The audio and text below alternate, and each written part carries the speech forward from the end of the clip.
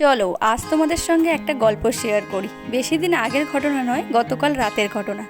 বরাবর তো বাবা বাজারে যায়, বাজার করে।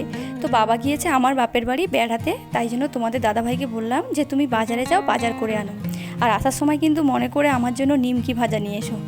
তো কিছুক্ষণ বাদেও বাজার থেকে ঘুরে এসে বাজার ব্যাগটা আমাকে ধরিয়ে দিয়ে বলল, এই নাও তোমার নিমকি। আমি দেখে মাত্র বললাম যে এই নিমকির কথা তো আমি বলিনি।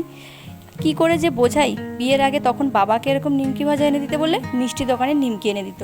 আর মাকে বললে মা জানে আমাকে বলবে চালের গুঁড়ো দিয়ে তৈরি, ওগুলো খেতে হবে না, বেড়ি কটকটি খা। তো আমি রাগ করে বললাম এই কটকটির কথা আমি বলিনি, আমি খাবো না। তো তারপরে ও চলে গেল। তো আমাকে বললো এই বাজারে তো আর যেতে পারবো না, সামনের বাজারে শিওর তোমাকে এনে দেবো বলে কোথায় যেন একটা চলে গেল।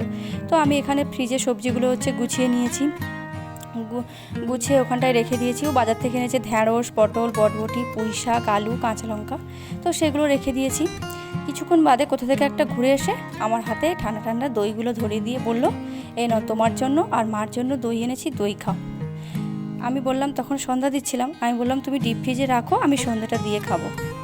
তো দেখো এই গরমে যদি এরকম ঠান্ডা ঠান্ডা দই পাই, তারপরে কি আর রাগ থাকে? তো রাগ তো আমার একদম ঘুলে জল হয়ে গিয়েছে। তো আমি এখন ঠান্ডা ঠান্ডা মিষ্টি মিষ্টি দই খেতে থাকি। তোমরা আমার চ্যানেলটি সাবস্ক্রাইব করে আমার পাশে থাকো। দেখা হচ্ছে নেক্সট ভিডিওতে।